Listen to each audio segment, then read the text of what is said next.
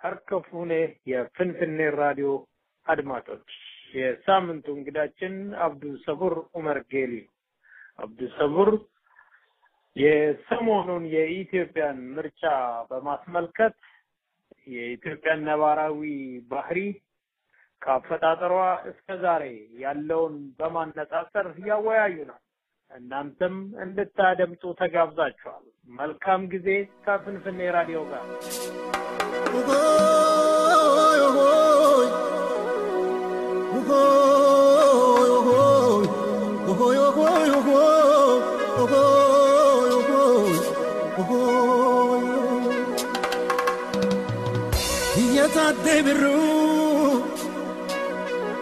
يتعذبرو كما مو مزمل كنغريتلو هي واقوتو عبد الله غنمو هي بارو تمسا هي لموكلتو كنجار باغدا هيورين يوسيد غيسا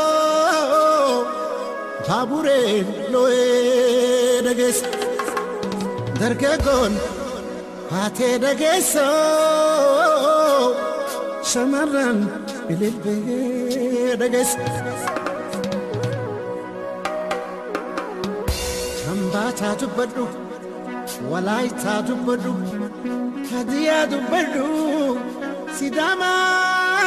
tubadu madagara kessa Harari tubadu, Gurage tubadu, Orkoba tubadu, Somale tubadu madagara kessa.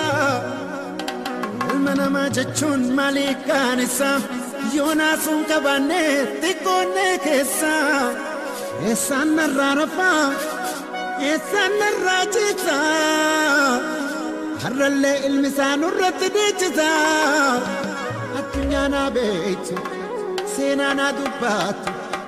Hitler Africa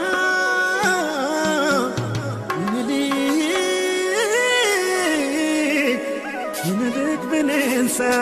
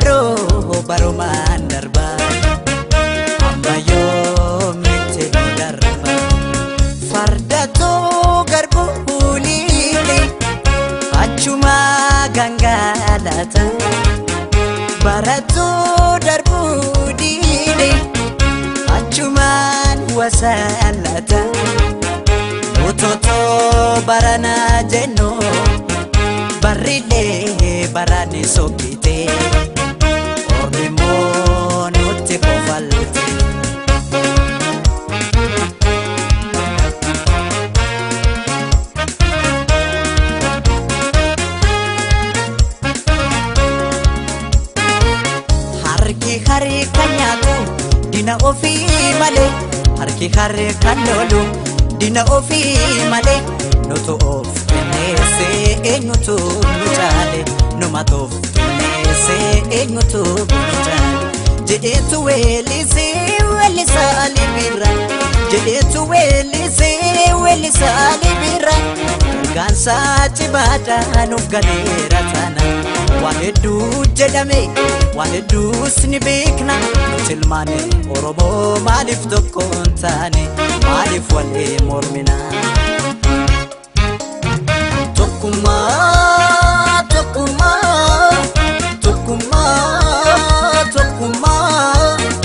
ya ilmani oromo tokuma uma tokuma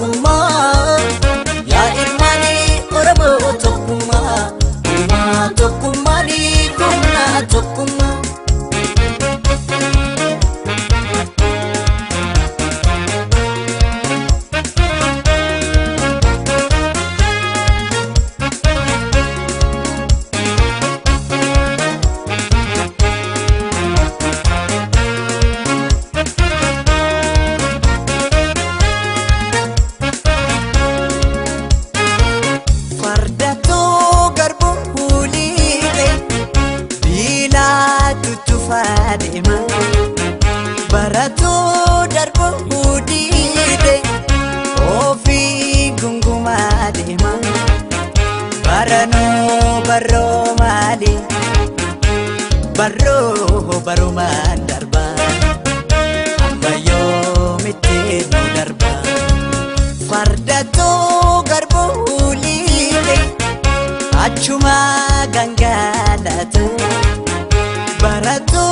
darbu ulile achuma ni wasalata mutoto barana jeno barrile barani sokite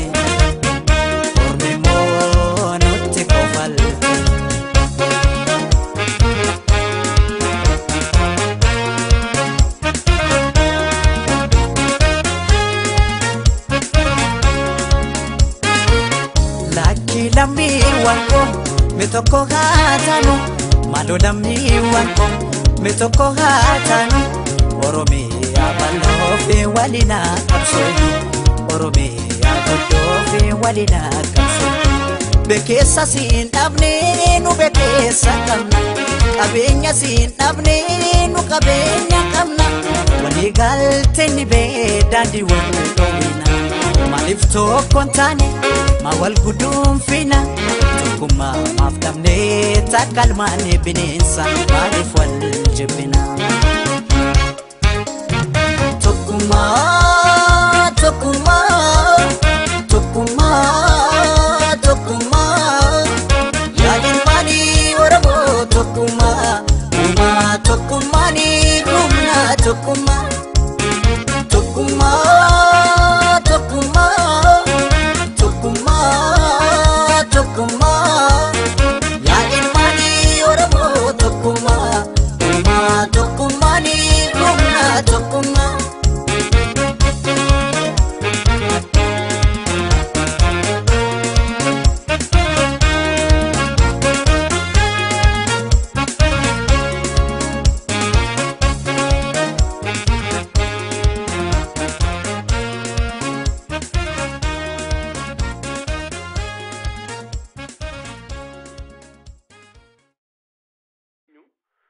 ኢትዮጵያ ብሏቸው ተመለሱ ማለት እንግዲህ የሰው ፊት በተለይ ጥቁር ያልሆነ ነጭም ያልሆነ ያው ብራውን ወይም ደግሞ ጠየም ያለ መልክ ማለት ነው እና ለዛ ነው እንግዲህ ይሄ በተለይ ለኩሽ ህዝብ በተመለከተ የተሰጠ አጠራር ነው እንጂ ኢትዮጵያ የሚባል ጂኦግራፊያዊ የሆነ ክልል የለም በርግጥ አንዳንድ ሰዎች እንግዲህ ያው ኢትዮጵያ ባይብል ላይ አለ ይላሉ እንግዲህ ወኛ ወደ እሱ አንገባም እና ያው አንዳንድ ሰዎች ደግሞ ያንን ምሁራን ይዋዩበት ባይብል ስለሱ ጉዳይ ምክንያቱም ኩሽ የሚለው ቃል ነው ወደ ኢትዮጵያ የተቀየረው ይላሉ ግን ለማንኛውም ይቺ አቢሲኒያ የነበረው አቢሲኒያ የሚባል ግዛት ነው አቢሲኒያ የሚባል ጂኦግራፊያዊ ክልል ነው የነበረው የዛሬው እንግዲህ ኖርዝ ዌስት ሰሜን ምዕራብ ኢትዮጵያ ጎንደር ትግራይ አካባቢ ማለት ነው እና እንግዲህ አረቦች ደግሞ ሀበሻ ይሉታል አሁን ይህ ኢትዮጵያ የሚለው ምኒልክ የዛሬቷን ኢትዮጵያ በ19ኛው ክፍለ ዘመን መጨረሻ ላይ ሲመሰረቱ ይሄንን የተመሰረተው ነገር ምን ብለን እንሰይም ሲባል ጊዜ ሱዳን ከሆነ ግብጽ ከሆነ ይሄንን በባይብል ላይ የተጠቀሰውን ቃል ኢትዮጵያ ብለን እንሰይም ተብሎ የተሰየመ የአዲስ ሀገር ቃል ነው። እስከ በአሜሪካን የስቴት ዲፓርትመንት አቢሲኒያ ብሎ ነበር የሚያውቀው ኢትዮጵያን እስከ 1926 ድረስ። ይህ መረጃ ያገኘሁት ከድር ኤለሞ ከጻፈው ኢትዮጵያን ዩኤስ ሪሌሽንስ ኤንድ ሂውማን ራይትስ ትራጀዲ ከሚለው መጽሐፍ ላይ ነው። እና እንግዲህ የስቴት ዲፓርትመንት ወይ ደግሞ የአሜሪካን ሀገር የውጭ ጉዳይ ሚኒስትር ኢትዮጵያ ብሎ ያን ሀገር አውቆ ነበር እስከ 1926 ድረስ ማለት ነው። ቢቢሲ ሲዘግብ ኃይለ ሥላሴ እንግዲህ በእንግሊዝ ወይም ደግሞ በታላቋ ብሪታንያ እገዛ ጣሊያንን ከኢትዮጵያ ሲያባሩ መልሶ እንግዲህ ባንዲራውን ሲተክል ቢቢሲ ያንን ሴሬሞኒ ሲዘግብ አቢሲኒያንስ አር ሪጆይሲንግ ነው ያለው። even በዛን ጊዜ እንኳን ኢትዮጵያ የሚባለው ቃል አይታወቅም ነበር ማለት ነው። ሌላው ይቅርና ዛሬ ሀበሾች ራሳቸው በሰው ራሱ አእምሮ ውስጥ ኢትዮጵያ የሚባለው ቃል አልተተከለም። በማይንድ ሴት ውስጥ የለም። ለምሳሌ እዚያው ውጭ ሀገር ሲገናኙ አንተ ሀበሻ ነህ፣ አንቺ ሀበሻ ነሽ፣ ይህን የአረብኛውን ቃል ሀበሽ ወይም አርደል ሀበሽ የሚባለውን ነው የምትጠቀሙት። ሀበሻ ነህ፣ ሀበሻ ነህ። ፈረንጆች ብቻ ናቸው አቢሲኒያ ብሎ የሚጠሩት። እና እንግዲህ ይሄ ነው ኢትዮጵያዊ ነህ፣ ኢትዮጵያዊ ነኝ የሚለው ቃል አሁን አንዳንዶች መጠቀም ጀመሩ እንጂ ኢትዮጵያ የሚባለው ቃል የለም። በማለት እንግዲህ በሰው አእምሮ ውስጥ ራሱ ማለት ነው። በስመ ኢትዮጵያ እዚያ ውጭ ሀገር ባሉት ኮሚኒቲዎች ስናይ አንደኛው ክፍል ብቻ ነው፣ የአማራው ክፍል ብቻ ነው በኢትዮጵያዊነት የሚደራጀው ራሱን መጥራት የሚፈልገው። ዛሬ ከዛች ኤምፓየር በጣም እየተጠቀመ ያለው የትግራይ ማህበረሰብ ራሱ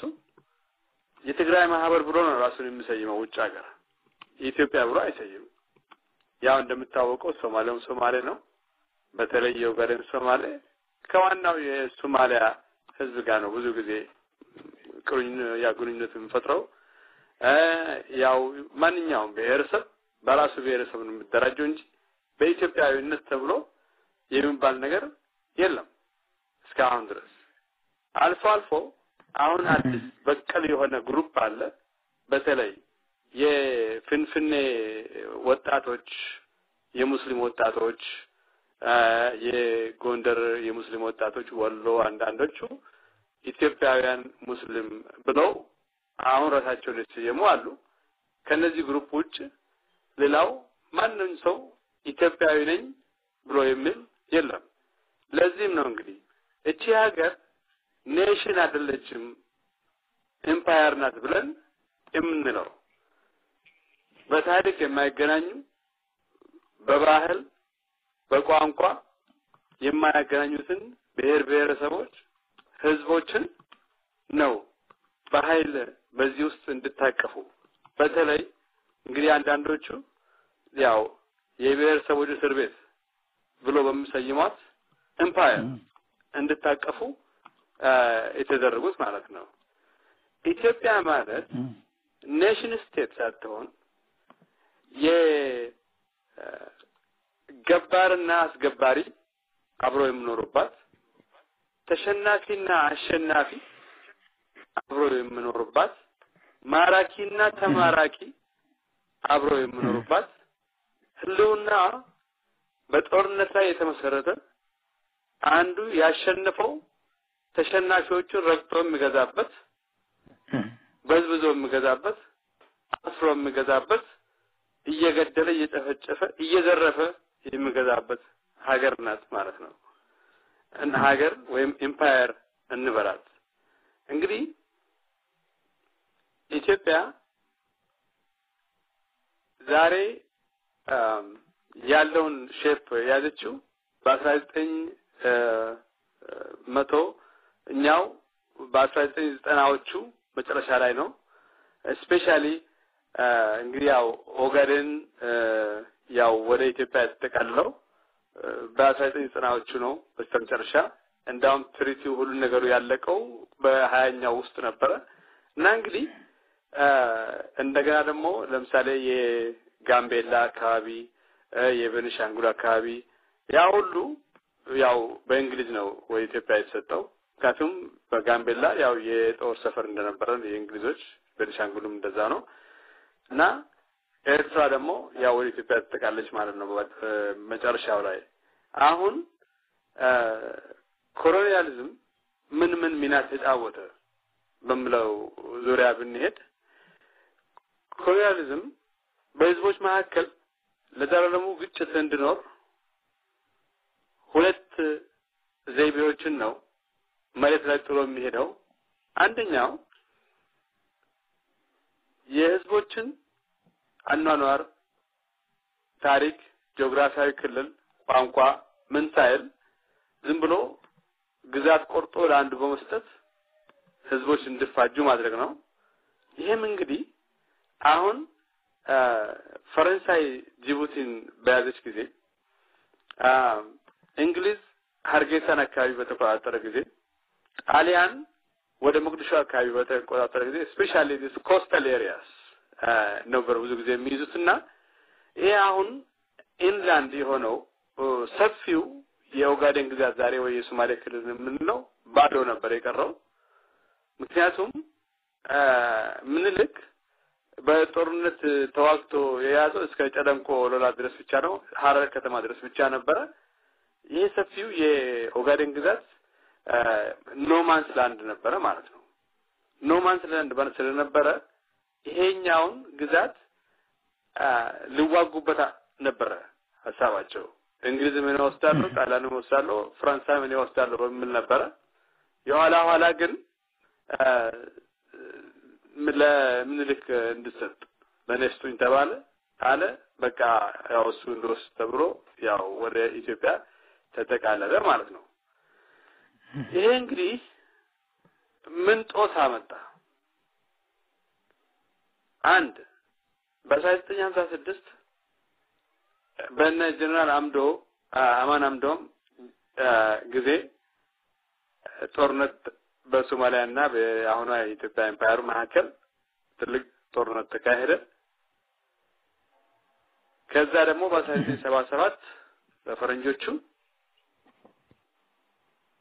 የሶማሌ ጦርነት ተካሄደ ሶማሌ በአብዛኛው ሲያሸንፍ እስከ ድሬዳዋ እስከ ሐረር ድረስ እስከ አዋሽ ድረስ በታችም ደግሞ ገብቶ ያው ኦልሞስት ተቃጥሮ ነበር ግን በራሺያ ይገዛ በኪውባኖች ይገዛ በየመኖች ይገዛ ኢትዮጵያ ያንን ጦርነት በአሸናፊነት ልትወጣ ቻለች ያንን ጦርነት በአሸናፊነት ብቻ መወጣት ሳይሆን እነ አሊ ፋራህ እና መሐመድ ፋራህ ሀዲን እና አሊ ማህዲን አድራይታ በዚያድ ብሬ ላይ ጦርነት እንዲከፍቱ አደረገ እንግዲህ ይታይ እንግዲህ አሁን የሰንሰለቱን ተመልከተው የቫዮለንስ የጦርነት ሰንሰለቱን ይሄ ሁሉ እንግዲህ አሁን እንግሊዞች እና ያው ኮሎኒያሊዝም እኛ ግዛት ያተረፈው ነገር ነው ማለት ነው ከዛ ሶማሊያ ተበጣበጠች ዚያድ በረ ወረደ ሶማሊያ መንግስት አልባ ሆነች ማለት ነው አሁን ቆየት ስል ደግሞ ኢስላሚክ ኮርት መጥቶ አገሪቱን ሊያረጋጋትን የመለስ ዜናዊ መንግስት ፍርሃት ይገባዋል ሶማሌ ከተረጋጋች የኦጋዴን ነፃዎች በዛ ይገባብኛል ኦነግ በዛ ይገባብኛል እና ደግሞ ያው እንግዲህ ዓለም አቀፍ ሁኔታዎች በተለይ ደግሞ የአሸባሪነትና ሁኔታን ያው በአሜሪካንም በሀያል ነገሮችም ያው ስለሚወገድ የቡሽን አስተዳደር አሳመነ ከዛ ያው በኢስላሚክ ኮርት ላይ ኢትዮጵያ እንድትዘምት አሜሪካ የአየር ከለላን እንዲያቀርብ ተደረገ። እዛ ኢትዮጵያ በአሸናፊነት ስትወጣ ኢስላሚክ ኮርት ያው የሀገሪቱን በተስልጣን አጣ። ያ ደግሞ ምን ወለደ? ከዛ የባሰ አልሸባብን አመጣ ማለት ነው። አልሸባብ ተወለደ። አልሸባብ የዛ ጦርነት ውጤት ነው። ዛሬ እንግዲህ አልሸባብ ያው እየሰራ ያለውን ስራ እናያለን እስከነ ኬንያ ድረስ ሁሉ። እንግዲህ ይሄ ዶሚኖስ ኢፌክት አለው ማለት ነው። ይሄ አሁን እና ሆርን ኦፍ አፍሪካ ሁሉ በአጠቃላይ ሶሉሽን ያስፈልገዋል የሚባለው ለዚህ ነው። ወደ ኤርትራ እንመለስ። ኤርትራ ልክ እንደማንኛውም የአፍሪካ ሀገሮች ነፃ ሲወጡ ነፃ መውጣት ሲኖርባት ሀያላን መንግስታት ለጥቅማቸው ሲሉ በተለይ ያን ስትራቴጂክ የሆነ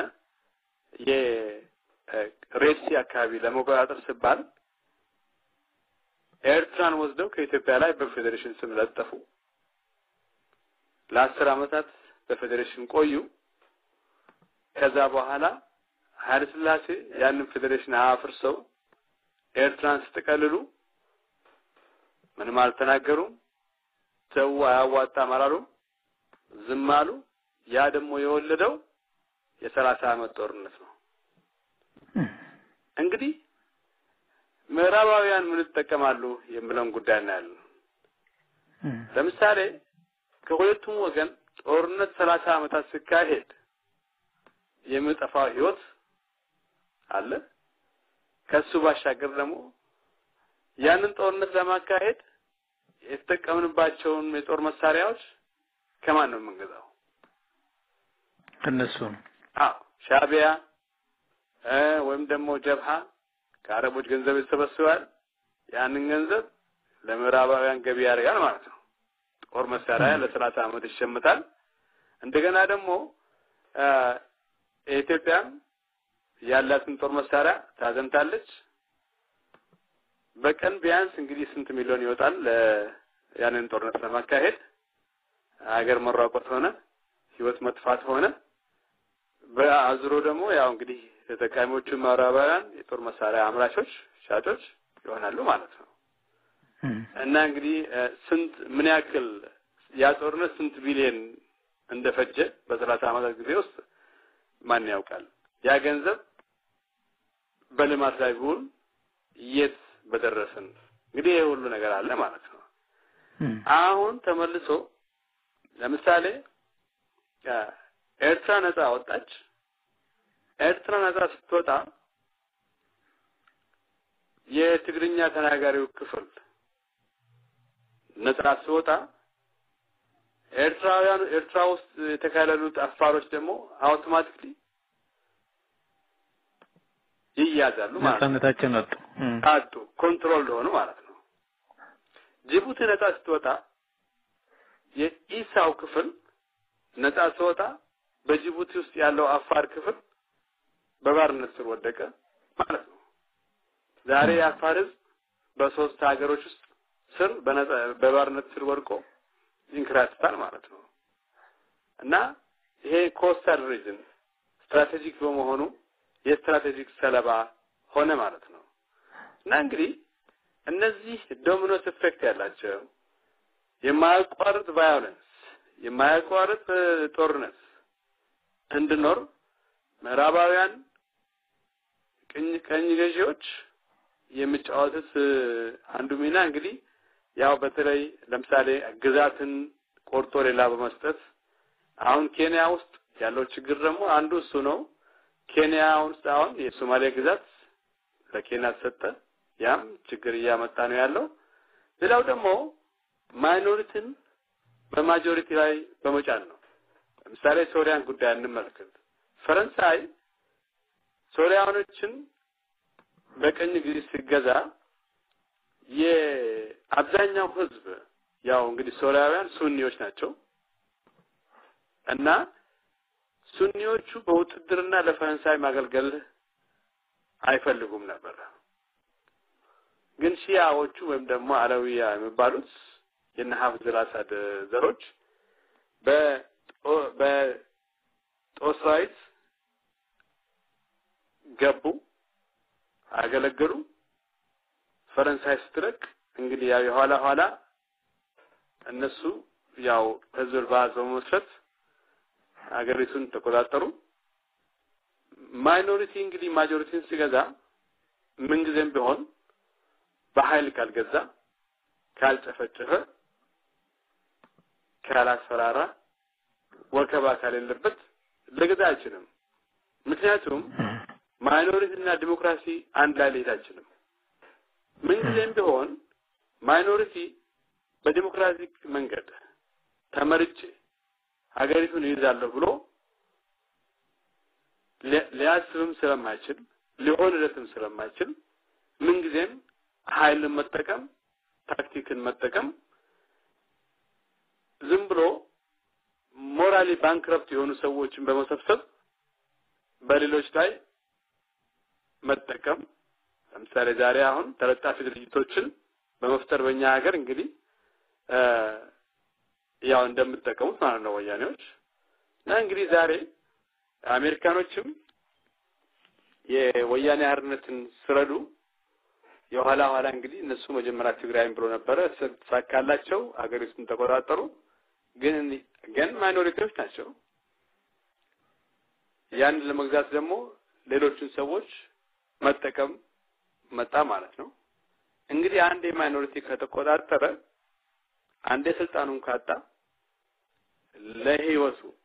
ለህልውናው ስለምሰጋ ይሄ ዲሞክራቲክ ስልት አገሪቱ ውስጥ ኤክሰርሳይዝ እንዲደረግ ፈጽሞ አይፈቅድም ስለዚህ ያንን ሀገር ለመቆጣጠር ማሰር አለበት መግረፍ አለበት ማዋከብ አለበት መግደል አለበት ማስፈራራት አለበት ህዝቡ በቴረር ስር እንዲኖር ማድረግ አለበት ማለት ነው ማይኖሪቲ ለመኖር ያ ነው እንግዲህ ስልቱ ማለት ነው ምክንያቱም በዲሞክራቲክ መንገድ ሊያገኝም አይችልም አሁን እንግዲህ ይሄንን አሜሪካኖችም ያውቁ ነበር ያውና ይሄ አይነት ሁኔታ ላለፉት 25 አመታት እየተፈታተነ ነው ማለት ነው ለአንዳንድ አሁን ምሁራን እንደምሉት ኢትዮጵያ ኤዛደ ክሮስሮድ የምትፈራርስ ሀገር ናት እያሉ ነው ምን ቢባል ለምሳሌ ይሄ የማይኖሪቲ ሩል እስከ መቼ ድረስ ሊሄድ ይችላል የምለው ጉዳይ ነው አንደኛ ዛሬ እነሱ ወይ እስከ ቻልን ድረስ መግዛት መዝረፍ ሀብት ማካበት ይሄንን የተያዙት ሀብት ማካበት ደግሞ ኢንፍሌሽን ያመጣል ሀብትን ማሸሽ ደግሞ ኢንፍሌሽን ያመጣል ኢንፍሌሽን ከመጣ ደግሞ ኑሮ ውድነት ይመጣል ኑሮ ውድነት ሲመጣ ደግሞ ህዝብ ይራባል ያውና እንግዲህ ዶክተር መራራ እንዳሉት የሚበላውን ያጣ ህዝብ የኋላ መንግስቱን ይበላል ማለት ነው የኢንፍሌሽን መብዛት የኑሮ ውድነት መብዛት አገሪቱን ትፈርስ ሊያደርግ ይችላል ሌላኛው ደግሞ የቀድሞ ገዢዎች ናቸው በተለይ የአንድነት ኃይሎች የሚባሉት እነሱ ደግሞ ለሶሉሽን ሳይሆን የሚሄዱት ለሌጋሲ ነው የሚሄዱት እኛንን ይሄን ሀገር የምንገዛው እኛንን የዚህ ሀገር ባለቤት የንጉስ ዘሮች እና እኛንን ከመላ አቋያ ብቻ ነው የሚሄዱት ለምሳሌ አሁን አንድ የአማራ ድርጅት አለ ማያድ የሚባል በእነ ዶክተር አስራት ተመስርቶ የነበረው አይ ምንም ሳይቀየር መላው የኢትዮጵያ ድርጅት ተባለ why they are not interested in አማራ በአማራ መሄድ ጥቅም ላይ ያስገኝላቸው ይችላል ያቺን ሰፊ ሀገር የሚቆጣጠሩበት ሜካኒዝም ራሳቸውን በኢትዮጵያ ካልጠሩ ሊሆንላቸው አይችልም አንድ ድርጅት አለ ሞረሽ ወገኔ የሚባል ለአማራ ህዝብ ቆም ያለው ምላል የሚል አለ እና እንግዲህ እሱ አሁን ለምሳሌ በርግጥ አሁን ሳይድ ላይን ይዟል ምክንያቱም ብዙም ፐብሊሲቲ አይሰጡትም እሱ አሁን ዛሬ የምለው ሊቀመንበራቸውን ብታይ የዛን ቸርማኑ ማለት ነው ኢትዮጵያ ይላል ከሳህል እስከ ሞያሌ ከሱዳን ጠረፍ እስከ ፈርፈር ድረስ ነው ይላል እንግዲህ ማለት ኤርትራንም አሁንም ቢሆን መልቀቅ አይፈልጉም ማለት ነው እነዚህ ልጆች አሁን የአንድነት ኃይሎች ነን እነ ሰማያዊ እነ ማያድ የምትላቸው ሁላቸው በንጅት እንደገና ደግሞ ይሄ ዛሬ ግንቦት 7 ሁላቸው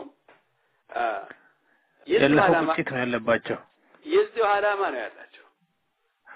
ግን ድብቅ አጀንዳ ነው በእነሱ ዘንድ ይሄን ነገር አይሉም አይናገሩም እነሱ የሚሉት ያው የግል መብት እንፈቅዳለን ካሁኑ ራሱ ገና ከመግባቱ የወል መብት አይኖርም ብሔረሰብ ብሎ ነገር አናውቅም በአማርኛ ነው የምትናገረው ባህላችንን መቀበል አለብህ ይላል ለምሳሌ ኢትዮጵያዊ ነህ ይላል አንተ ጅማ ኢትዮጵያ ናት እያሉ የጅማ አባጅፋር የአባጅፋርን ንግስና አይቀበሉም የኢትዮጵያ መንግስታት ስትል የኢትዮጵያ መንግስታት እነ ቴዎድሮስን ዮሐንስን ምኒልክን ሳህለ ስላሴ እነዚህ ብቻ ነው የሚቆጥሩት ማለት ነው ሐረር ኢትዮጵያ ናት እያሉ አሚር አብዱላሂ የኢትዮጵያ ንጉስ ነው ካልክ ነው አይሆንም ይሏል የወላይታ ህዝብ ኢትዮጵያዊ ነው እያሉ ጦና የኢትዮጵያ ንጉስ ነው ካልካቸው ኖ አይደለም ይላል ለምሳሌ አሁን እሺ ባህላችንስ ነው ባህል አሁን ፈጽሞ ይሄንን የገዳን ስርዓት በጣም ዝነኛ ሊያደርጋቸው የሚችል በአፍሪካ ደረጃ ሊያኮራን የሚችል የገዳን ዲሞክራቲክ ሲስተም እንደ ኢትዮጵያዊ አይቀበሉትም አለው እና እንደዛ በጣም ጥሩ ለምሳሌ ጥሩ ኢቨን እንኳን ቢሆን ጥሩ ባህል እንኳን ቢሆን ሊወስዱት አይችሉም የአማራውን ብቻ መጫን የአማራውን ባህል ብቻ መውሰድ አለበት ይላል እና ይሄ ነው ያው ጠጅ ጠጥተህ ጮማ መቁረጥ ነው ይሄ ነው ትልቁ ነገር በቃ እንግዲህ ይሄ መቀበል አለበት ይላል እና እንደዚህ አይነት ነገሮች ናቸው ለምሳሌ አሁን በአዲስ አበባ ዩኒቨርሲቲ አንድ ጊዜ የኢትዮጵያን ሊትሬቸር የሚያስተምረን ዶክተር አሁን አርፏል ስማቸው ዶክተር አምሳሉ ያ ዶክተር አምሳሉ አክሊሉ አምሳሉ እሳቸው አንድ ጊዜ ጠየቅናቸው ስለ ሰሜን ብቻ ነው የሚያስተምሩን ስለ ሰሜን ኢትዮጵያ ብቻ ነው የሚያስተምሩን ዶክተር አልናቸው ምንድነው ምዕራብ ኢትዮጵያ ደቡብ ኢትዮጵያ ምስራቅ ስለዚህ ታሪክስ ሊትሬቸር የለም ወይ ስለዚህ ስለታስተምሩን ወይ ስንላቸው አይ እነሱማ ታሪክም የላቸውም ባህልም የላቸውም ማለት ነው በግልጽ ገባረለ እና እንደዚህ አይነት ነገር አለ አሁን ያንን ያለ መቀበል ሁኔታ አለ ማለት ነው እና አሁን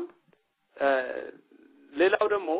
ለምሳሌ አሁን ዶክተር መራራ እንዳሉት በተለይ በብሔር የተደራጁት ደግሞ ኢትዮጵያዊነትን ብዙ ጊዜ አይፈልጉትም ያው የራሳቸውን ነጻነትም ብቻል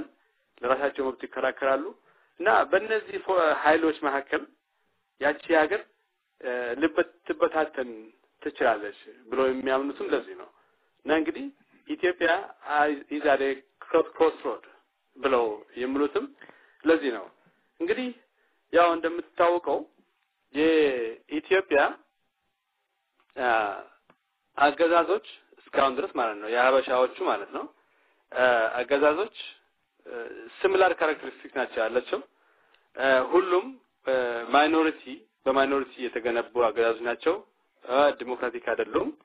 እና ተመሳሳይ የሆነ ጸባይ ያንጸባርቃሉ ለምሳሌ አሁን በደርግ ጊዜ ጠባብ ይላሉ ዛሬ ወያኔ ጠባብ ይያለ ነው ጸረ ሰላም ይላሉ ደርጎች ወያኔም አሁን ጸረ ሰላም ይላሉ ኦልሞስት ሁሉ ነገራቸው ተመሳሳይ ነው ለምሳሌ የድሮዎቹ ጮማ ቆርጦ በጠጅ በጮማ ይላል ያሁኖቹ ደግሞ ቁርጥ ቆርጦ በውስኪ መራጨት ይላል ኢቭን ምግባቸው ተመሳሳይ ነው የሚገርም ነገር እና ሁላቸውም በኃይል ላይ የተመኩ ናቸው ሃራስመንት እና እስራት ግርፋት ይሄንን ነው በዚህ ላይ ተመክተው ነው ሰውን የሚያስተዳድሩት ሌላው ደግሞ ለምሳሌ እንትናል ይሄ እንዴት ነው ዩዝን ስሮ የሚሉት ነገር አለ ዩዝን ስሮ ይሄ ማለት ታውቃለህ ባለፈው ጊዜ ከአቶ ቪዲዮ ጋር ተነጋግረንበት ነበር ምንልክ ራስ ጎበናን ወይም ደግሞ ሞቲ ጎበናን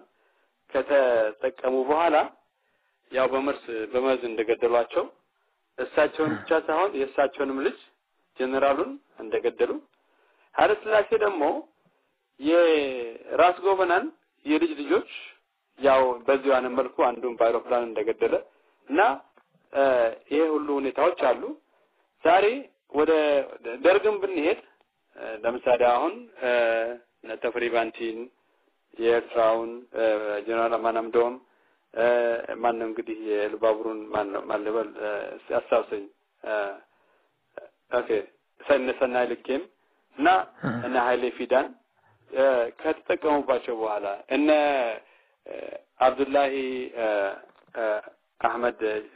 አብዱላሂ ዩሱፍ ከጀርመን ሀገር ከነ ኃይሌ ፊዳ ጋር ተምሮ እዛ እንግዲህ መጀመሪያ የሐረር ክፍለ ሀገር የህዝብ ድርጅት ተጠሪ የነበረ ከእሱንም እንዴት እንደረሸኑት አዲስ አበባ ውስጥ ታውቋለህ ደርግ እና እነዚህ በዚህ አይነት መልኩ ያው ዩዝን ስሮ ወያኔዎች ዛሬ ያው እነ ሐሰን አሊን እነ አሊ ሳዶን እንደገና ደግሞ ያው እነዚህ ማነው ዶክተር ነጋሱን እና ሌሎችም በመጠቀም ያው ኋላ ዩዝን ስሮ አደረጓቸው ይሄ ሁሉ ሲሚላሪቲ በእነሱ መካከል አለ ሌላው ደግሞ ለምሳሌ ዛሬ ወያኔ ህዝቡን ያፋጃል ገራፊ ያበጃል አሳሪ ያበጃል ይሄ ገርፎ ገሎ ከገደል በኋላ ህዝቡን ስብሰባ ይጠራና ያንን ሰው ፊቱ ያቆማል ህዝቡ ፊት ይሄ ነው እንደዚህ ያደርጋችሁ ይላል ያንን ሰው መልሶ ይቀጣል ህዝቡ ፊት ለፊት ራሱን ከህዝቡ ጋር ያስታርቃል ማለት ነው በዛ አይነት መልኩ እና ብዙ ጊዜ ሰዎች ከእንደዚህ አይነት ነገር አይማሩም ሌላው ደግሞ ኮራፕሽን ወይንም ደግሞ ያው እንትን ነው ብዝበዛ ሙስና ነው ሙስና በሁሉም ስርዓቶች ውስጥ ነበረ በተለይ ለምሳሌ አሁን በጣም ስር የሰደደ ባህል ከመሆኑ የተነሳ በፍንፍኔ ዩኒቨርሲቲ በነበርን ጊዜ ልጆች ስመርጡ በአብዛኛው እንግዲህ ታውቃል ለትምህርት ተምሮ እዛ ደረጃ የሚበቁት የመንግስት ሰራተኛ ልጆች ናቸው ትንሽ ከፍ ያለ ደሞዝ ያላቸው ቤተሰብ ከዛ የሚመጡ ልጆች ናቸው በአብዛኛው እና ዲፓርትመንት መረጣ ላይ አካውንቲንግን ይመርጣሉ ይላል ኢኮኖሚክስ ይመርጣሉ ይላል ማኔጅመንት ይመርጣሉ ይላል ለምን ነው የምትመርጠው ብለህ ስትጠይቀው ያበላል ይላል ያበላል ይላል ገና ከዚህ ለመብላትና ለመዝረፍ ይዘጋጃል በጣም ይገርመኝ ነበር እንዴ እውቀት አታገኝበትም እውቀት የምታገኝበትን አትመርጥም ወይ እኔ እውቀት ምን አደርግልኛል ይሄንን ዲግሪ ይዤ ለሀገሬ ምን ብዬ በደንብ ገንዘብ አግኝቼ አዲስ አበባ ላይ ትልቅ ቪላ ከሰራው ምን ያስፈልገኛል ያበላል ከዛ አኳያ ነው ትምህርት ራሱ የሚማረው ገና ለመብላት ነው ለመዝረፍ ይዘጋጃል ማለት ነው እና እንዲህ አይነት ባህል አለ ያ እና ሌላው እነዚህ ደግሞ ተመሳሳይ ኦልሞስት አንተ ብቻ ተመሳሳይ እንትን አላቸው በተለይ ደግሞ አሁን ሃይማኖትን የሃይማኖት መቻቻል ላይ ተመሳሳይ የሆነ ጸባይ ያንጸባርቃሉ ባለፈው ጊዜያት ወደው እንዳሉት ይሄ ቦሩ ሜዳ ላይ እንግዲህ ያው ከቴዎድሮስ ጀምሮ የወሎን ኦሮሞዎች ወይ ደግሞ ሙስሊሞችን መጨፍጨፍ እንደገና ደግሞ አጼ ዮሐንስ ክርስቲያን ካልሆናችሁ ብሎ ለምሳሌ ውሃ ተበልይዞ ከዚህ በላይ ያለው ሰፈር ወልደ ገብርኤል ብያለው ከዚህ በላይ ያለውን ደግሞ ወልደ ማርያም ብያለው ብሎ ጸበል ህዝቡን በሉ መንደሩን እንዳለ ያው ጸበል በመርጨት ክርስቲያን የማስደረግ ሁኔታ ነበረ በቦሩ ሜዳ ላይ የተጨፈጨፉት 42000 ህዝብ በአጼ ምኒልክና በአጼ ዮሐንስ ያው እንግዲህ የምታስታውሰው ነው ባለፈው ጊዜ አቶ ሂደው የተናገሩት ነው ሌላው አጼ ምኒልክ ወደ ሐረር ክፍለ ሀገር ሲመጣ ወደ ሐረር ግን ሲል ማለት ነው ቀጥታ ወደ መስጊድ ነበር የሄዱት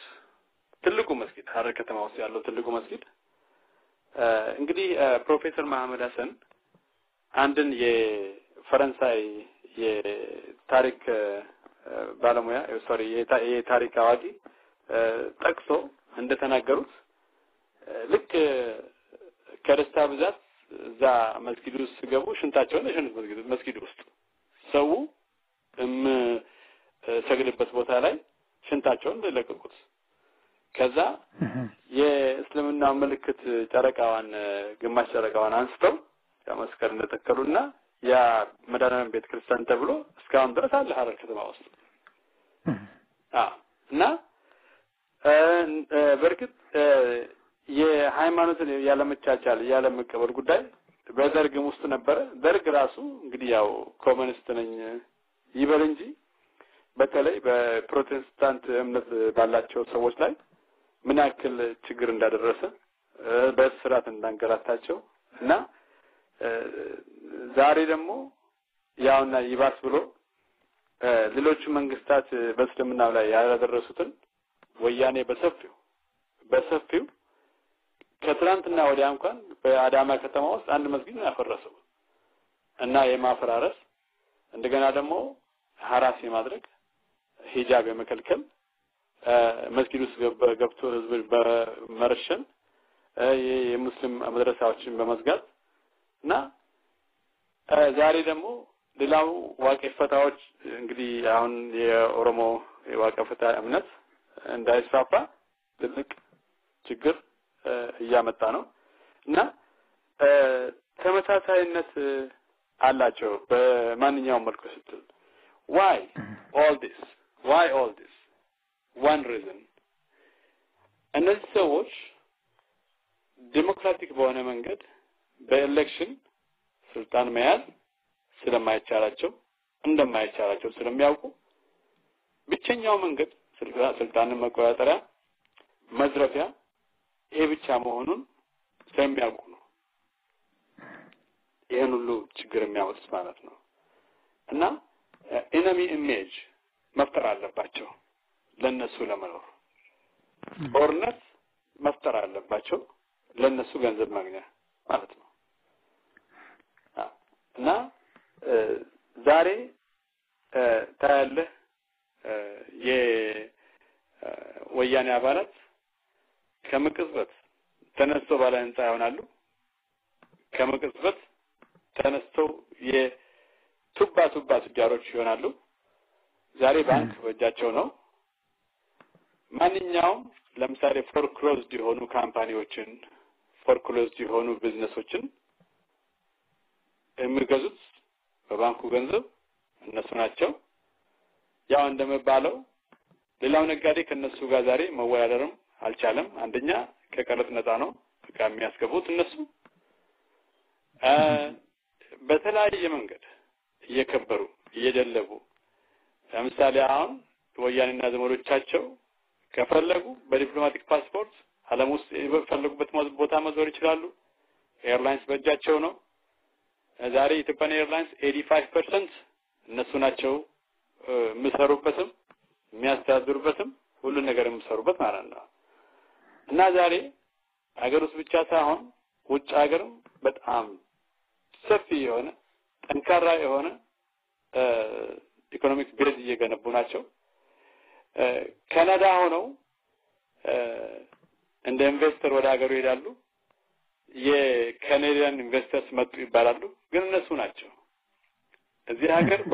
በተለያየ አይነት መልኩ ይመጣሉ። በተለያየ አይነት አሳለም በኢሚግሬሽን በምን ኤርትራዊነት በሁሉ ነገር ይመጣሉ እና ይሄ ሁሉ አይነት ሀብትን ማሸሽ። አሁን እንግዲህ ይሄ የቀድሞ የሳውዝ አፍሪካ መሪ ታቦር ምቤኪ የድርጅት እንግዲህ ሰሞኑን እንዳወጣው ስታቲስቲክስ ከአፍሪካ ተበዝብዘው ወደ ውጭ ሀገር የሸሸ ሀብት ወደ 60 ምናምን ሚሊዮን ነው። ከዛ ውስጥ ትልቁን ድርሻ የያዘው ኢትዮጵያ ነው። 28 ቢሊዮን 60 ምናምን ቢሊዮን ነው። ከዛ ውስጥ 28 ቢሊዮን ነው። እንግዲህ እንዴት ነው በአብዛኛው ይሄ ገንዘብ ሊሰበሰብ የሚችለው ብትል ብዙ ጊዜ ገንዘብ ብር ይታተማል በሰፊው። እንግዲህ ያው የቀድሞ ጠቅላይ ሚኒስትር መለስ ዜናዊ እንኳን ያው ብር ያው እንደሚያትሙ ተናግሯል። እንደገና ደግሞ የእሳት ምንጮች በአንድ ጊዜ እንዳወጡ ሱዳን ውስጥ በተለይ ብር እንደምታተም ነው። አሁን ከዚህ ከውጭ ሀገር የሚሰጡት የሚለገሱት ልገሳዎች አሉ ፕሮጀክቶችን ለማከናወን እና ይሄ ገንዘብ በእርግጥ ዕቃ ይዞ መድኃኒት ይዞ ማሽነሪ ይዞ ወይ ምግብ ይዞ ወደ ውስጥ ሀገር ውስጥ ይገባል ወይ የሚለውን ጉዳይ ካየኸው በጣም ያጠራጥራል። አንድ በእርግጥ ለፕሮጀክቶቹ ማስፈጸሚያ የሚያስፈልጉትን ቁሳቁስ በሱ ሊገዛ ይችላል። ግን አገር ውስጥ ለምሰራው ሰራተኛ የሚከፈለው ደሞዝ የቀን ውሎ ያ ሁሉ በመታተም ብር ነው። ያ የምታተም ብር ደግሞ ኢኩቫለንት የሆነው በዶላር በሃርድ ከረንሲ ውጭ ሀገር ይቀራል ማለት ነው በሂሳባቸው ውስጥ። ያማንዱ መንገድ ነው። ሌላው ደግሞ እኛ ከዚህም እንልከው መንገድ ነው። ይሄ አሁን እንግዲህ ሪሚታንስ የሚባለው ይሄ ዲያስፖራው የሚልከው ገንዘብ ነው። ዲያስፖራው ራሱ እንልካለን ለቤተሰቦቻችን የምንሰጠው የታተመው ብር ነው። ያ ግን ሃርድ ከረንሲው እዚህ ይቀራል ማለት ነው። እና በዚህ አይነት መልክ እና በተለያዩ ዘዴዎች ሀብት እንዲሸሽ ይደረጋል። ይሄም እንግዲህ ኢንፍሌሽን ያው የዋጋ ንረት ይመጣል። አቅርቦትና ፍላጎቱ በጣም የተለያየ ነው። ገበያ መሸከም የማይችለው ማርኬቱ መሸከም የማይችለው ገንዘብ ገበያ ላይ ይፈሳል ማለት ነው። ይሄም ማለት እንግዲህ ተራው ሰራተኛ፣ የመንግስት ሰራተኛ፣ ደሞዝተኛው፣ ፖሊሱ ምኑ ይራባል ማለት ነው። ይሄ እንግዲህ የችግሮች ዋናው ከባዱ ምንጭ ይሆናል። ዛሬ እንግዲህ አሁን ያው የምርጫ ዘመን ነው። ይህ ምርጫ እንዴት ነው የሚለው ጉዳይ በጣም አሳሳቢ ነው። መፍትሄ ሊሆን ይችላል ወይ የሚለው ጉዳይ በጣም ያሳስባል። እንዴት ነው አንዳንድ ሰዎች ኦኬ እስኪ ድርጅቶቹ ያሸንፉ፣ ካሸነፉ ሚሊተሪው ይታዘዝላቸዋል ወይ ነው? ለምን አይታዘዝም? ደህንነቱ ይታዘዛል ወይ ነው? ፖሊሶቹ ይታዘዛል ወይ ነው? ምክንያቱም ከስረ መሰረቱ ማን ያዋቀረው የሚለው ጉዳይ ይመጣል። ሌላ ፓርቲ ቢቆጣጠር ማለት ነው። እሱም እንግዲህ አጠራጣሪ አንድ ነገር ነው። ሌላው ደግሞ በርግጥ ብዙ ጊዜ እነሱ በጭራሽ እንደዚህ አይነት ነገር አላለም ብዙ ጊዜ እንደዚህ ምርጫዎች ሲመጡ ከኋላ አደገኛ ሁኔታዎች ይከተላሉ እንግዲህ የኢህአዴግን ወይም ደግሞ የወያኔ አርነትን ታሪክ ብንመለከት በ1991 ከኦነግ ጋር ገቡ ኦነግ ሲገባ ዴሞክራሲ ነው ተባለ ህዝቡ ፍላጎቱን ገለጸ ጮኸ ኦነግን ደገፈ ምን አለ ከኦነግ ጋር ተሰለፈ አሁን ኦነግን ሲያባሩ ህዝቡ ሜዳ ላይ ቀረ በተለይ በምስራቁ ክፍል ሐረርጌ ውስጥ እንግዲህ በሁርሶ የታጎሩት ከ21000 የበለጡ የአርሶ አደሩ ልጆች ተማሪዎች የሰራተኞች እዛ ውስጥ ሁርሶ ውስጥ በጠኔ ተይዘው የተመረዘ ምግብ በማብላት የተበላሸ ማሽላ በማቅረብ በጠኔ በተቅማጥ 7000 ህዝብ ነው ያለቀው 7000 ህዝብ ነው ያለቀው በእስር ቤት ውስጥ ሁርሶ እስር ቤት ሳይሆን ማጎሪያ ነው ማጎሪያ ወታደሮች ናቸው የሞቱት ሲቪሉ ህዝብ ነው ከኦነግ ጋር ተሰልፎ የነበረ ሲቪሉ ህዝብ ከኦነግ ጋር አባል ናቸው ተብሎ ምን ብሎ እዛ ውስጥ አጎራቸው 21000 ህዝብ ነው የታጎረው እዛ ውስጥ ከባህረለ አንድ ጊዜ ያው የቀድሞ ጠቅላይ ሚኒስትር መለስ ዜናዊ እንዳሉት እኛ ከደርግ ጋር ከተዋጋ ነው ይልቅ በጣም ችግር የደረሰብን በምስራቁ ክፍል ነው አለ ከኦነግ ጋር ስንዋጋ የከሰር ነው የጠፋ የወታደራችን ህይወት ነው አለ እና ያ ሁኔታ በተለይ ደርግ በሐረርጌ ክፍለ ሀገር ውስጥ አድርገው የነበረውን የቀይ ሽብር ሂደት ሁሉ ትኩረት እንዳይሰጠው አደረገ ለምሳሌ ደርግ በሐረር ክፍለ ሀገር ውስጥ ደርግ ከባድ ጭፍጨፋ ነው ያካሄደው በተለይ ኮሎኔል ዘለቀ በየነ መባል ልክ እንደ ማነው ይሄ የጎንደሩ መላኩ ተፈራ ልክ እንደሱ ህዝብን የፈጀ የተፈጨፈ በጭሮ እንግዲህ አሰብ ተፈሪተ በመባለው በጭሮ በድሬዳዋ በጅጅጋ በሐረር ከተማ በደደር ያልተጨፈጨፈ ህዝብ የለም ታውቃለህ በሶማሌ ጦርነት ጊዜ የነበረው ጭፍጨፋ ቀላል አይደለም ያ ነገር አልታየም አልተቆጠረም በተለይ መጀመሪያ በኢህአፓ ተጀመረ ከዛ በኦነግ አባልነት ተብሎ በተለይ በጣም የታወቀው እዚህ አሜሪካን ሀገር ተምሮ ሀገሬን አለማለሁ ሀገሬን አቀናለሁ ህዝቤን ወዳለሁ ብሎ የተመለሰው እንደነ እንግዲህ ነፍሳቸውን ይማር እንደነ ዩሱፍ ሼክዶን ታሪካቸውን በሰፊው እናወራለን ወደፊት እንደነ ያው ሱና ወንድሙ እንደገና ደግሞ ሌላ ብዙዎች አሉ እና አብራሂም አቡበከር እና ዩሱፍ አህመድ በደኖ እና እነሱ በተለይ ብዙ ሰዎች የተረሸኑ አሉ በዚህ በዘለቀ በየነ ማለት ነው የደርግ አባል የነበረ የሐረር የደርግ አባል የነበረ እና ያም አለ ያ ተሸፍኖ ቀረ ማለት ነው በዛ ሳቢያ እንደገና ደግሞ ወተር የሚባል ከተማ አለ ሰላማዊ ሰልፈኞች ላይ ይሄ ኡዚ ነው ባዝ እንትን ከባድ የሆነ እንደ ትልቅ መተረየስ በዛ ህዝቡን አጨደ እነዚህ የአብርሃም መከላከያ ሚኒስትር በነበር ጊዜ ሰላማዊ ሰልፈኛውን የኦሮሞ ህዝብ ማለት ነው ቆቦ ላይ ሲደረገው ጭፍጨፋ ብዙ ጭፍጨፋዎች ተካሂደዋል እንግዲህ አንድ ይሄ ነው ጸባዩ ወያኔ ይለቅና ዲሞክራሲ አምጥቻለሁ ብሎ ህዝቡ ሆ ብሎ ሲወጣና አጌንስት እሱ ሲሆን በሱ ላይ ሲቆም ማለት እንግዲህ በሱ ተቃራኒ ሲቆም ምላሹን የሚሰጠው ያው 1997 እንደታየው 2005 ማለት ነው አዲስ አበባ ውስጥ እንደተጨፈጨፈው የዛን አይነት ነው እና እንግዲህ አሁንም ቢሆን ቢሸነፍ እንጃ እንግዲህ መቼስ ጋድ ፎርቢድ እንግዲህ ክርፋ ያምጣ ማለት ነው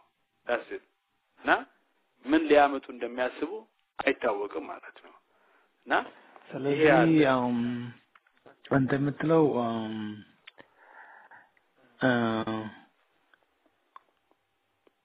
እንት የለውም ነው የምትለኝ ምንድነው ተቃዋሚ ቢያሸንፍ እንኳን ሀገሪቱን የመምራት እድል የለውም ፖሊሱ ሰራዊቱ ለሱ የተፈጠረ ባለመሆኑ ነው የምትለው እና እሱ ብቻ ሳይሆን ያው እንግዲህ መልቀቅም አይፈልጉም ለምሳሌ ባለፈው ጊዜ አንድ ጊዜ በቢቢኤን ላይ አንድ የቀረበ የወያኔ አባል አለ ከለቀቁም እንዳልነበር አድርገው መውጣት ነው የሚያስቡት ነው ያለው ይሄ ነው አለ እንግዲህ የወያኔ አባል የቀድሞ የወያኔ አባል በለቁ ድምጽ ማለት ነው መውጣት የሚፈልጉት ነው ያለው እና እንግዲህ የዛ አይነት ሁኔታ ልከሰት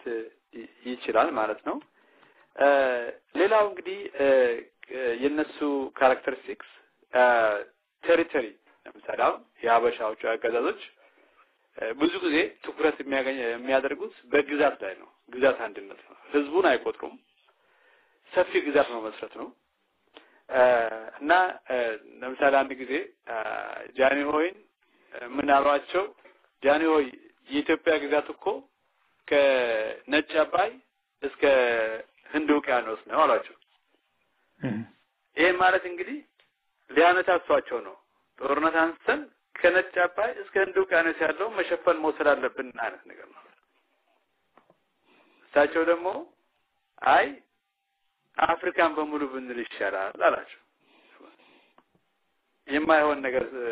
አይደለም ከባድ ነገር መሆኑን ለመግለጽ ነው እንግዲህ ያን እንግዲህ የአፍሪካ አንድነትም እየተመሰረተ ነበር እንግዲህ አላማቸው ያንን ያሉት እንዴት እንደሆነ አላወቁም እና ብዙ ጊዜ ኢንትረስታቸው ሰፊ ግዛት ነው የመሰረተ አላማና ያ ነው ሌላው ደግሞ አሁን በዛሬ ኤሌክሽን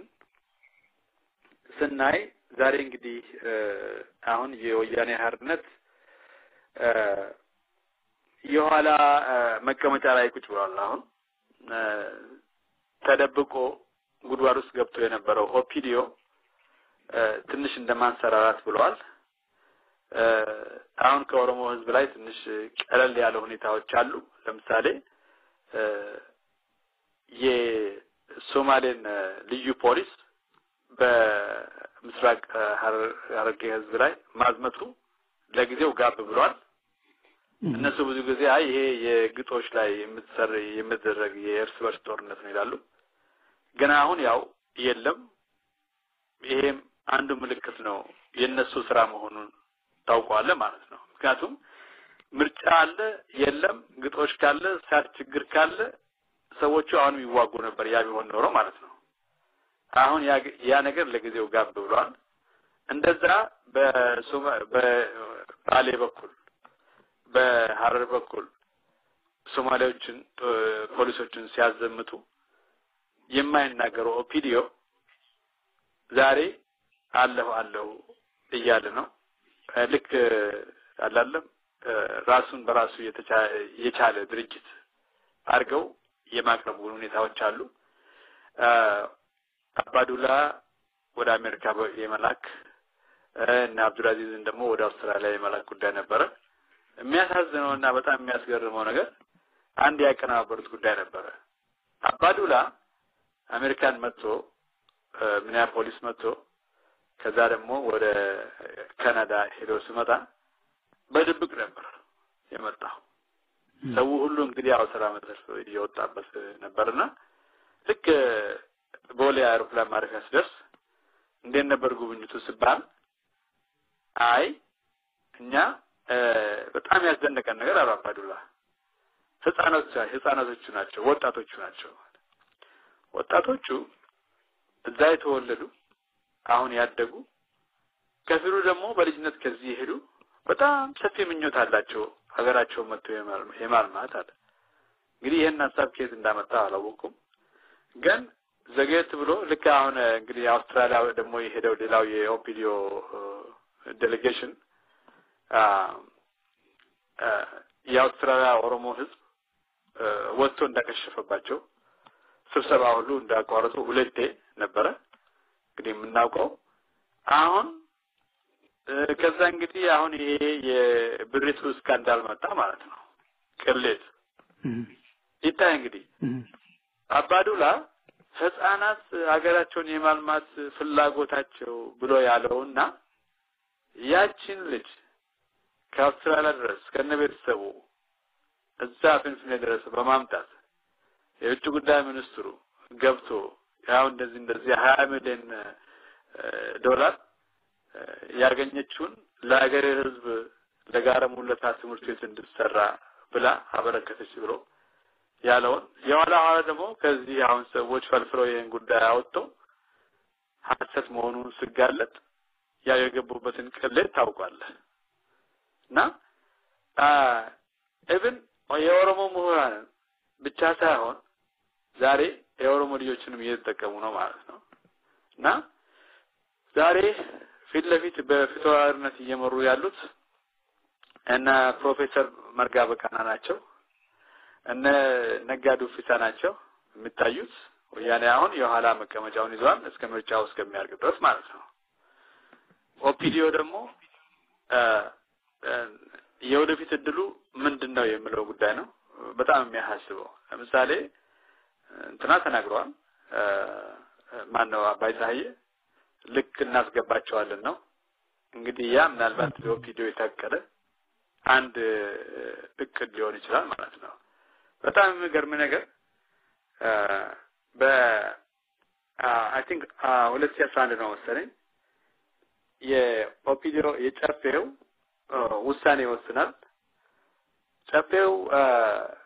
በኦፒዲዮ ውስጥ ልካተት የሚችል አባል ሊሆን የሚችል ኦሮሞ ብቻ ሳይሆን ማንኛውም ብሔረሰብ አባል ሊሆን ይችላል ብሎ ወስኗል ታውቃለህ ይሄን ሰንታል አይደል እና አማራው ኦፒዲዮ ውስጥ ሊገባ ይችላል ዛሬ እንግዲህ ያው በእሳት ምንጮች ብዙ ጊዜ እንደተገለጸው በዩኒቨርሲቲዎች ውስጥ የትግራይ ልጆች በሰፊው ኦሮሞኛ እየተማሩ ነው አፋን ኦሮሞ እየተማሩ ነው we don't know what is ምንድነው ያለው ጉዳይ እንግዲህ ኦፒዲዮን በእነሱ ለመተካት ነው የሚለው ጉዳይ አለ ኦሮሞ ያልሆነው ኦፒዲዮ አባል ሊሆን ይችላል ብሎ ተወስኗል ትግራይ ያልሆነ የህወሓት አባል ሊሆን ይችላል ወይ የሚለውን ጥያቄ እንግዲህ ምናልባት አብረን መፈተሽ ያለብን ይመስለኛል እና በዛነ መልኩ እንግዲህ የኦሮሞ ህዝብ ለመቆጣጠር እንደገና ደግሞ አንድ ምርጫ ካለፈና ካሸነፉ በኋላ የኦፒዲዮ ስታተስ ልክ አሁን እንደነው ብቅ እንዳሉት ሊሆን ይችላል ወይስ ሌላ ነገር ነው ገና እንግዲህ ወደፊት የምናየው ጉዳይ ነው ለማንኛውም ግን ያው ኦሮሞን በጣም ለመጠቀም እየሞከሩ ነው ሌላው ደግሞ ልማት ጉዳይ ነው ዛሬ በየቦታው እየሄዱ ድንጋይ መሰረት ድንጋይ ምናምን እያስቀመጡ ነው ለመንገድ ለኤርፖርት ለምን ድንጋይ እዚህም ድንጋይ እዛም ድንጋይ ይሄ እንግዲህ ዝም ብሎ ባዶ ተስፋ ድንጋይ ብቻ ሆኖ ይቀራል ወይስ አይደለም የሚለው ጉዳይ እናያለን አንድ ልማት ጥሩ ነገር ነው ግን ልማት ከሂውማን ራይትስ ጋር ሲሄድ ከፍሪደም ኦፍ ስፒች ጋር ሲሄድ ከጀስቲስ ጋር ሲሄድ ከፍትህ ጋር ሲሄድ ያምራል ገባህ አይደለ እንበልና አንድ ሰው ጥሩ ቪላ ቤት ቆንጆ ቪላ ቤት ይኖረዋል ምስት ይኖረዋል ልጆች ይኖረዋል ያ ሰውዬ ምስቱን እያሰቃየ የሚኖር ከሆነ ልጆቹን እያሰቃየ የሚኖር ከሆነ ያቺ ሴትዮ ያቺ ምስት ያ ቪላ ቤት ምን ሆነ ነው እሷ ምንም ህርቤቷ በቃ ደስታ ማታገኝበት ማለት ነው ስምናል ይሄ ነው ዛሬ ልማት ይላል ዛሬ መንገድ አውጥተናል ህዝቡ መናገር ካልቻለ መምረጥ ካልቻለ መንግስትና አውጥቶ ማውረድ የማይችል ከሆነ ሁሌ እንደተበደለ ኑሮ እየተወደደበት እየተራበ የሚሄድ ከሆነ ኢንፍራስትራክቸር ምንድነው ግንባታ ልማት ምንድነው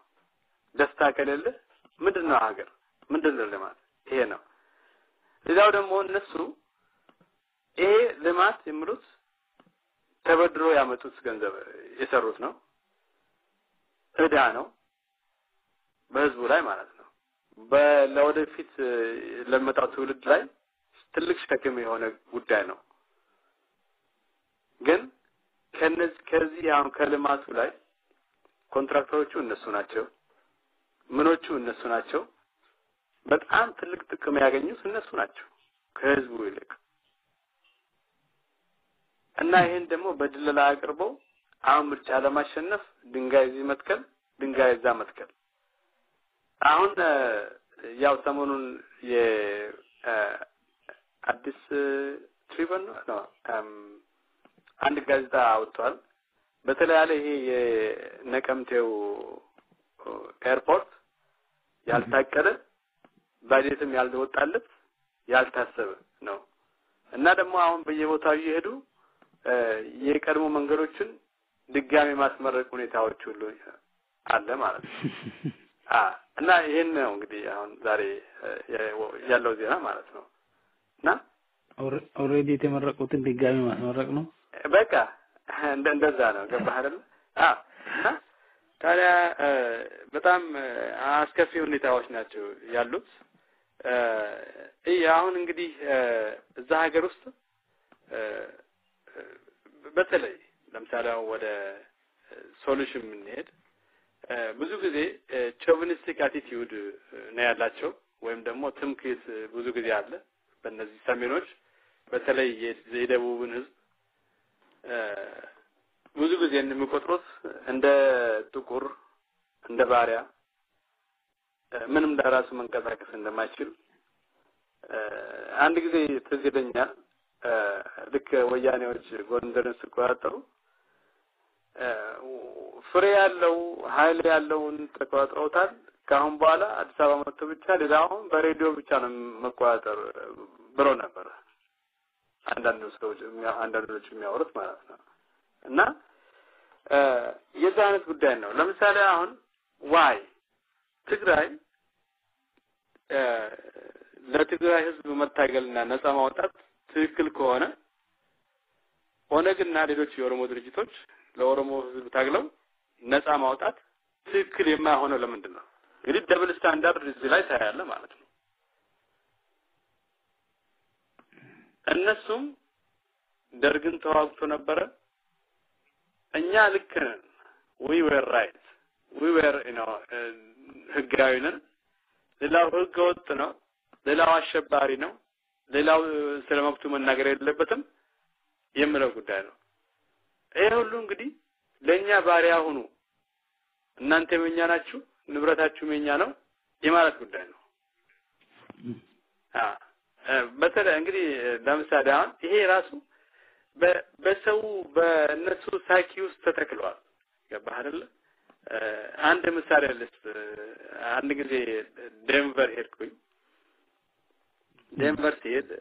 ዲአይኤ የሚባለው ኤርፖርት አንዱ ልጅ እኔን ሊረዳኝ መጣ ማለት ነው ዊልቸር አቴንዳንት ነው በጣም ኮምፕሌክስ ነው ያ ኤርፖርት እና በኋላ መጣና አብረን ስንሄድ የሆነ እንትን ውስጥ እንገባለን እና አለኝ እስኪ እዚህ ቡና ወስዳለሁ ብሎ ስታርባክስ ገባ ስታርባክስ እንገባ ሁለት የአበሻ ሴቶች አሉ ጸጥ ብለን ነው የገባነው አንተ አሉት ያውቁታል አንተ ይሄንን ባሪያ ከየት ነው የምትሄደው አሉት አሁን እንግዲህ ልጁ እንትን ቀይ ነው ጸጉሩ ሉጫ ነው እኔ አረብ መስሎኝ ነበርና እንደ አረብ ነህ አልኩት ብዬ አናገርኩት አይ አለኝ በኋላ አበሻ ነኝ አለኝ ኦሮምኛ ትችላለህ አልኩት አይ አልችልም አለ ከዛ አብረን ሄድን ስንሄድ ገባን እዛ ስታርባክስ ሁለት ናቸው ሴቶቹ አንተ ይሄንን ባሪያ ከየት ነው የምትሄደው አለ ልጁ ደነገጠ እኔ ደግሞ ዝም አልኩኝ ምን አትናገር ማለት አይ ባሪያ እኮ ሳይሆን የኛ ሰው ነው አዎ እንደዛ ነው አይ ይቅርታ እኛ እኮ ጥቁር መስለናል አይ እንግዲህ ያው ጥቁር በከፈለው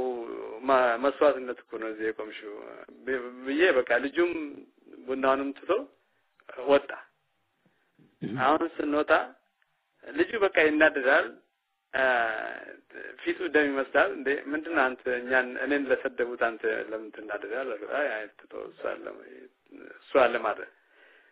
ምንድነው አልኩት ብዙ የሚገርመው ነገር አለ እኛ ተርበን ተቸግረን እዚህ ሀገር እንመጣለን ግን አሁንም ቢሆን ሰው እንቃለን አለ እና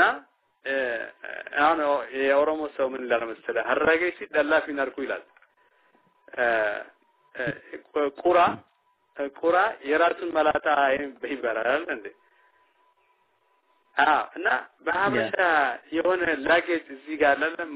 መጥፎ ነገር አይደለም ይዘው ይመጡታል ይሄን ጥቁር የመናቅ ሁኔታ አለ ራስን ከፍ የማድረግ ቾቪኒስቲክ አቲቲዩድ አለ እና ልጁ አሁን ፊቱ በቃ ደም ይመስላል ምንድነው አልኩት ስማ አለ እኔ አለ እዛ ሀገር ውስጥ ሳድግ አለ ስሜ ጥንብ ጉራጌ ነኝ ጥንብ ጉራጌ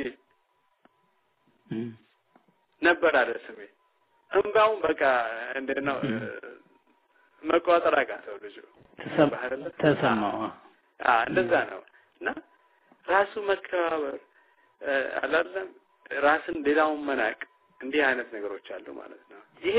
ሱፐሪዮሪቲ ኮምፕሌክስ የሚሉት ነገር ነው በሽታ ነው ራሱ ባህል እና ይዛገር ውስጥ ሳይሆኑ የግድ የበላይ ነኝ ማለት እኔ አማራ ኮንኩ ቆንጆ ነኝ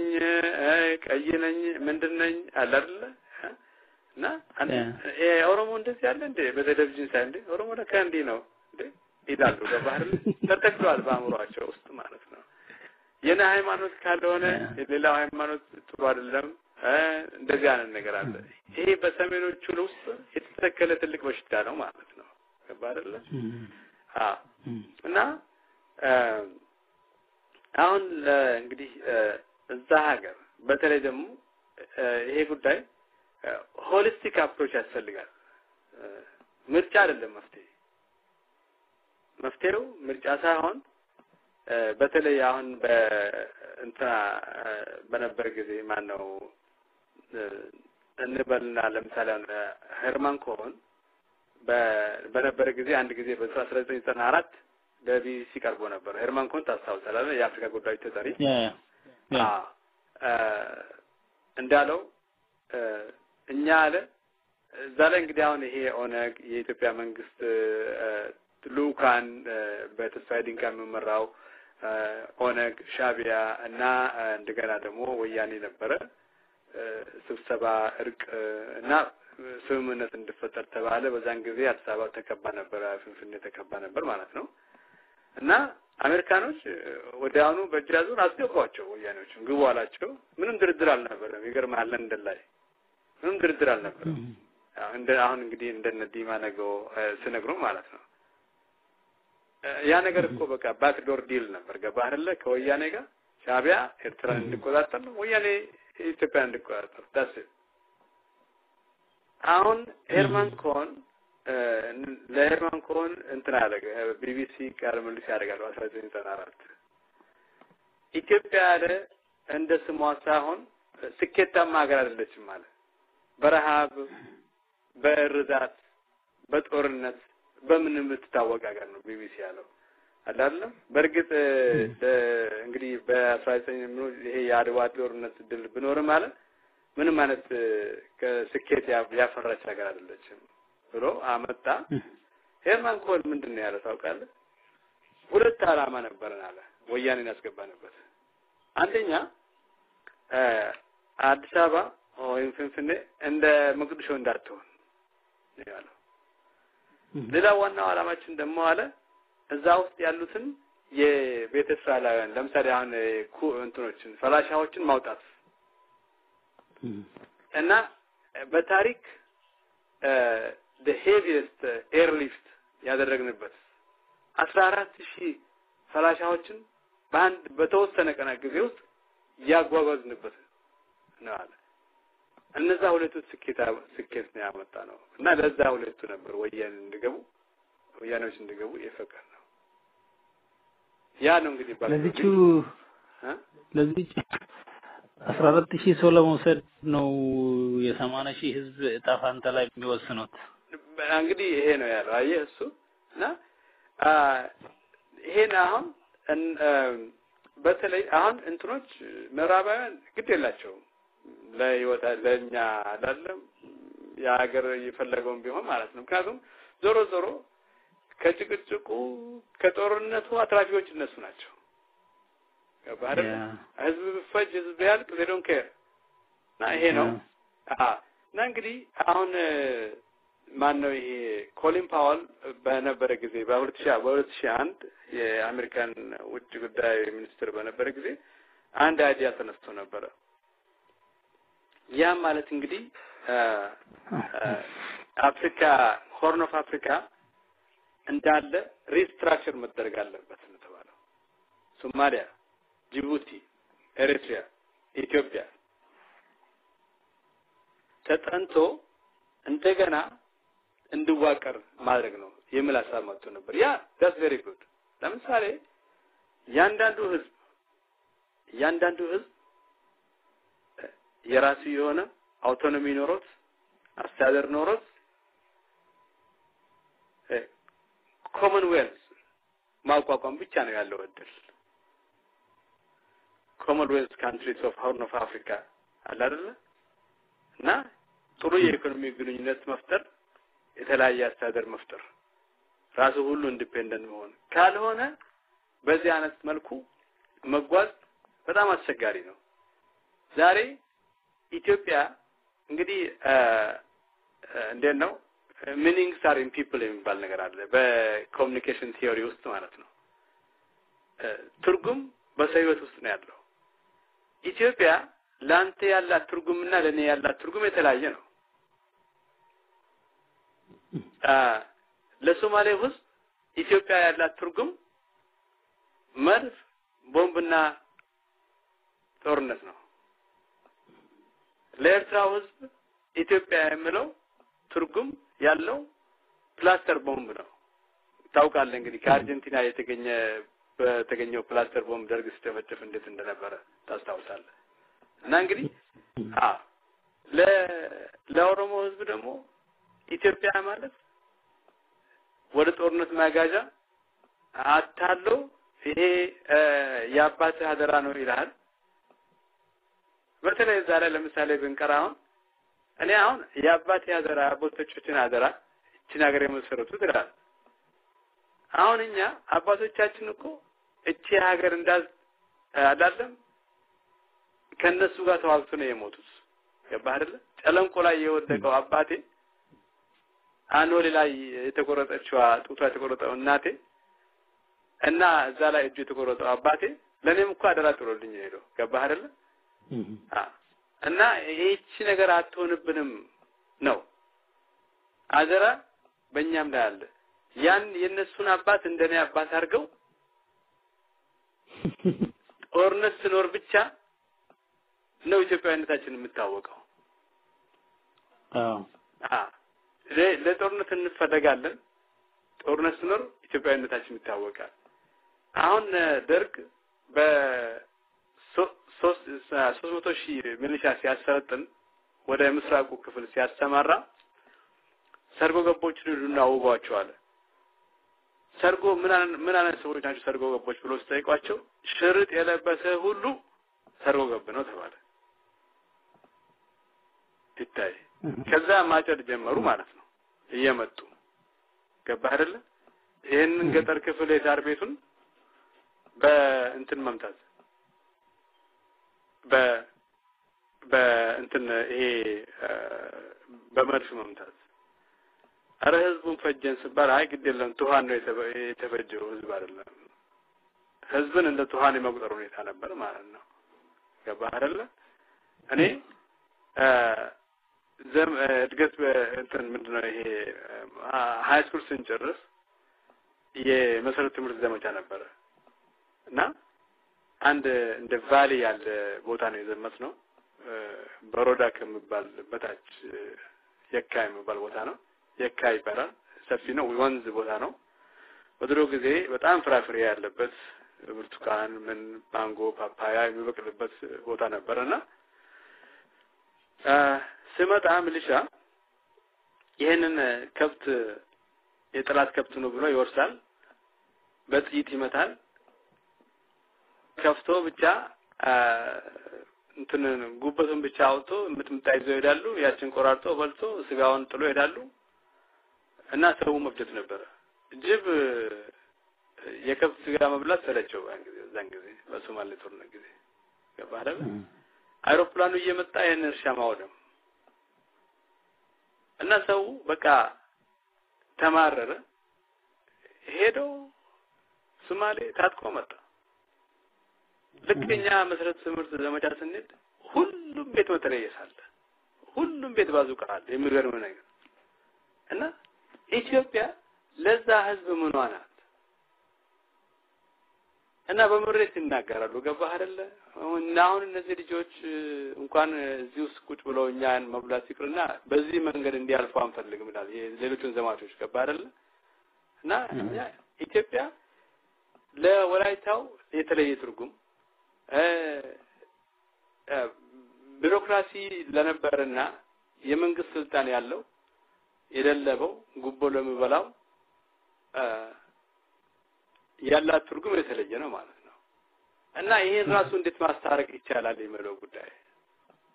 ማለት አለብን ገባህ አይደለ እና ሶሉሽን ነው እንጂ መኖር አለበት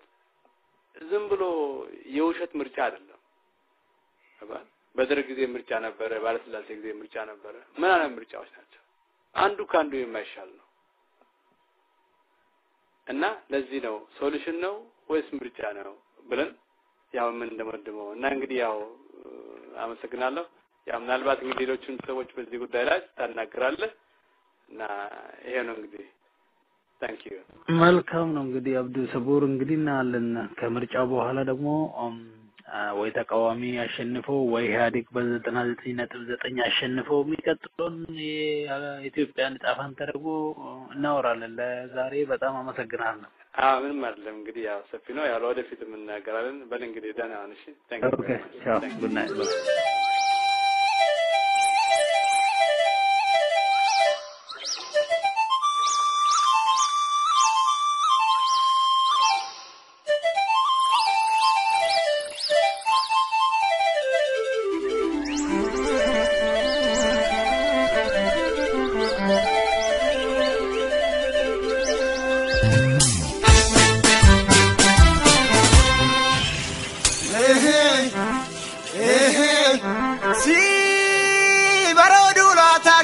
bosonatti si barodu la takkalencha bosonatti duga da biodu amma lubun arkarabbiti duga da banna duga namangattu igni sabako dangala emirkan urmanta tu dina ke jirtu akkamina rafa gara ko daden kapso itufa akkagallo reda bilala gadin gadirritamne Surabanne ajara na filfinne na nuratenya nurajini namne Uga angala tule amma fitelin mo Uga ni patule maulani shendu duga to korka takan uga barbadu farado aroni rayate Warinda brayenne mata gakkabanna anjari sudasete Wa garo benjam ne jalana darbune ganim Dokuman kapsam male di robi summan argan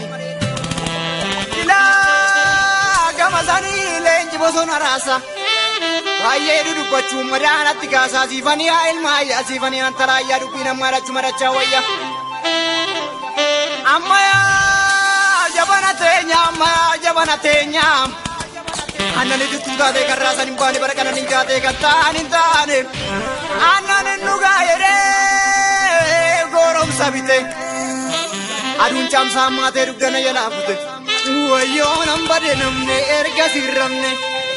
onto to gadda warran salale bu kenya bilisuma garon na salbane du kenya to da tani ta tulu pura putume du yange sumale mbatu World Leader Store for freedom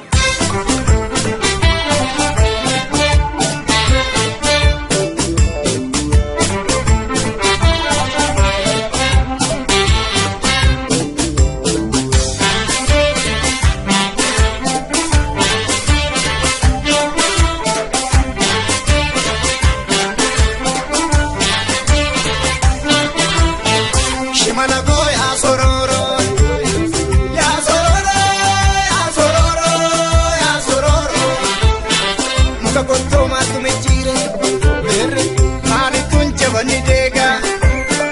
jabana roro jabana roro jabana roro jabana kamna ninjire shimala boya sororo ya sororo ya sororo ya sororo mukagoto matumejire maali kun jabani deega mirri jabana roro jabana roro jabana roro jabana kamna ninjire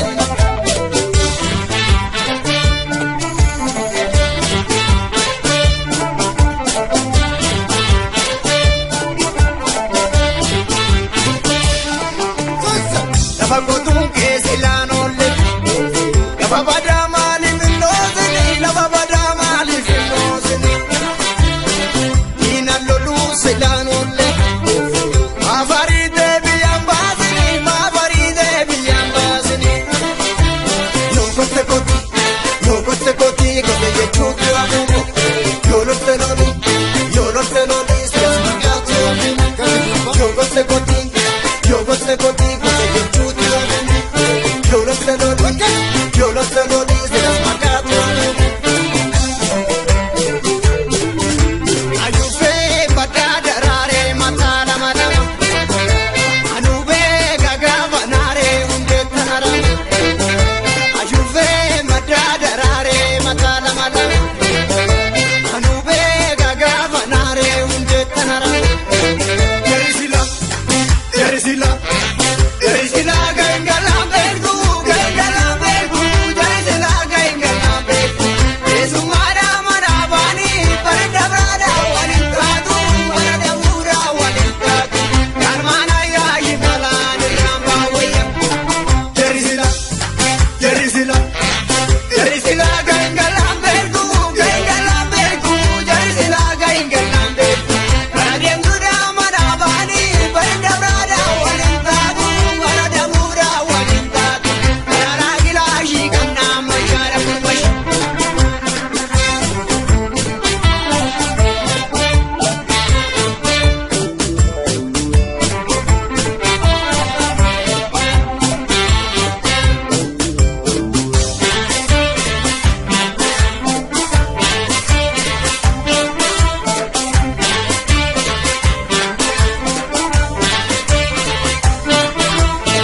Shimana go ya sororo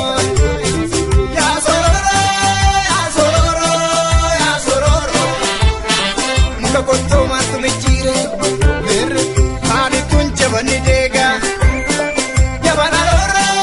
jabana roro jabana roro jabana kamna ninjire Shimana go ya sororo ya sororo ya sororo ya sororo muka konto matumejire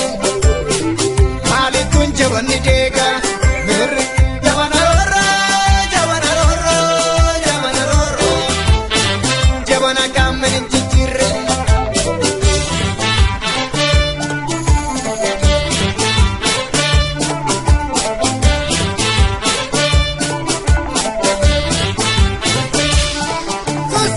Ya oda ya muka hoda Gati zageti rumajira Gati zageti rumajira Nambe shani jansena Wayartuna marraji jira Wayartuna marraji jira Mali muktikum Muktimatangari chabe Mali barrikum Nibale kamen jabbe Mali muktikum Muktimatangari chabe Mali barrikum